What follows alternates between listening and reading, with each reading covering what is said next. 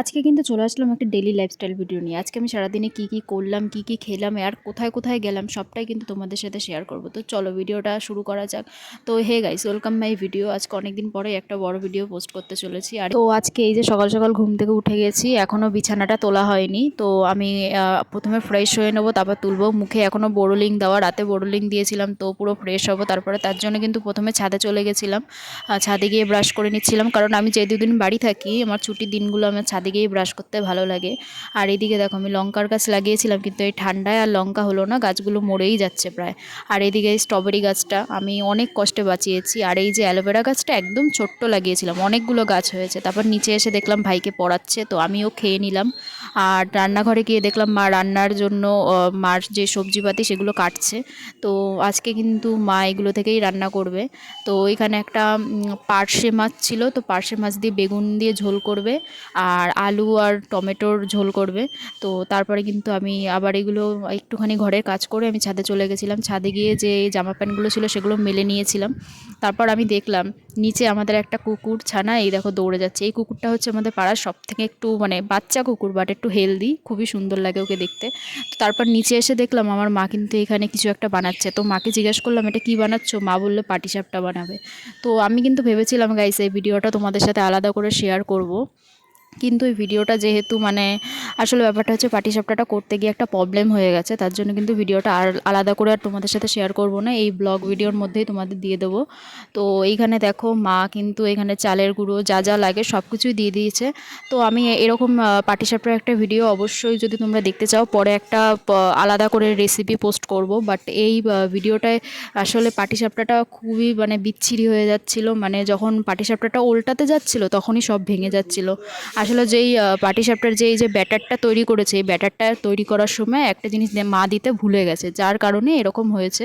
আর এইদিকে কিন্তু মা এখানে ক্ষীর বানিয়ে নিচ্ছিল, খোয়া ক্ষীর না কি বেশ বলে। তো এটাকে বানিয়ে নিয়ে তারপরে পাটিসাপটাগুলো করবে। কিন্তু তারপরে এইদিকে দেখছি মার যে আলু আর টমেটোর যে তরকারি আছে সেটা তৈরি হয়ে গেছে, আর যে বেগুন দিয়ে যে পার্শে মাছের যে ঝোলটা করবে সেটাও রেডি হয়ে গেছে। তারপরে এই দেখো এখানে পাটিসাপটা করতে বসেছে। তো পাটিসাপটা আমি প্রথম ভেবেছিলাম হয়তো প্রথম একটা দুটো ভেঙে যাচ্ছে, পরে হয়তো ঠিক হবে, কিন্তু না গাইস। আসলে মারই পরে মনে পড়লো যে পাটিসাপটার যে এই যে ব্যাটারটা, এই ব্যাটারটা করতে গিয়ে মা একটা ভুল করেছে, যার কারণে পাটিসাপটাটা ওল্টাতে গিয়ে মানে পুরোটাই ভেঙে যাচ্ছে। তাই আর পাটিসাপটা করা হয়নি অ্যাট লাস্ট, নইলে আমি এই ভিডিওটা তোমাদের সাথে পার্ট বাই পার্ট কী দিয়েছে না দিয়েছে সবই শেয়ার করতাম। কিন্তু যেহেতু এটা আমরা নিজেরাই ভালো করে করতে পারিনি, তাই আর এটা ভিডিওটা আলাদা করে পোস্ট করব না। কিন্তু তোমরা যদি দেখতে চাও অবশ্যই পরে আমি একটা পাটিসাপটার ভিডিও পোস্ট করব। তোমাদের যদি ভালো লাগে অবশ্যই বলো কমেন্টে, তাহলে আমি একটা পাটিসাপটার ভিডিও পরে পোস্ট করব। তো যাই হোক, তারপরে এই দেখো পাটিসাপটাটা যেই দিল, মানে অনেকভাবে ট্রাই করেছে আসলে এটা, কিন্তু দেওয়ার সময় ঠিক ছিল, বাট যখনই উল্টাতে যাচ্ছে তখনই ভেঙে যাচ্ছে। আর আমার যদি কোনো ভুল হয়ে থাকে এখানে এই পাটিসাপটা উল্টাতে গিয়ে, যদি তোমাদের মনে হয় যে এইভাবে করলে হয়তো বেটার হতো, তাহলে অবশ্যই কিন্তু কমেন্টে জানিও গাইস, কারণ আমাদেরও ভুল হতেই পারে। তারপর কিন্তু আমি স্নান করে এই যে ছাদে চলে এসেছিলাম, একটু রোদে বসেছিলাম। আগের দিন যেহেতু তেল দিয়েছিলাম আজকে শ্যাম্পু করে নিয়েছিলাম। তারপর কিন্তু এই যে নিচে গিয়ে খেতে বসে গেছিলাম। তো তোমাদের আলাদা করে আর কি বলবো, যা যা রান্না করেছিল তাই দিয়েই কিন্তু আমি আমার খাওয়া দাওয়াটা কমপ্লিট করে আবার কিন্তু ছাদে চলে গেছিলাম, কারণ ছাদে একটু রোদ পড়ে, তো ওখানে বসতে বেশ ভালোই লাগে। তো এইখানে দেখো এসে দেখি এই ম্যাডাম ছাদের জানলায় বসে রয়েছে। তো আমি এখানে কিছুক্ষণ বসে থাকার পর 4:30-র দিকে আমি রেডি হয়ে, 4:30 না 5টার দিকে রেডি হয়ে বেরিয়ে গেছিলাম। আজকে কিন্তু আমার ছুটিই থাকে, কিন্তু আমি যেহেতু একদিন একটা ছুটি করেছিলাম, তাই কিন্তু আমার আজকে পড়ানো ছিল। তো একটা বাচ্চাকেই পড়ানো আছে, তো তাকেই পড়াতে যাব। তো ওকে পড়াতে চলে এসেছিলাম।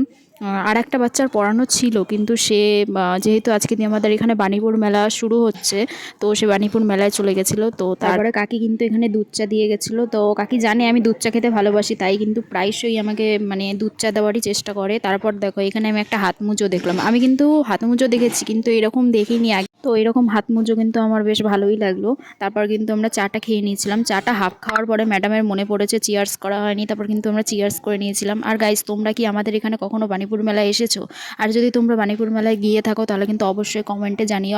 আর যদি না গিয়ে থাকো অবশ্যই একবার এসে বাণীপুর মেলায় ঘুরে যেও। তো আজকে ভিডিওটা এই পর্যন্তই। যদি ভালো লাগে লাইক এবং সাবস্ক্রাইব করে পাশে থাকতে ভুলো না।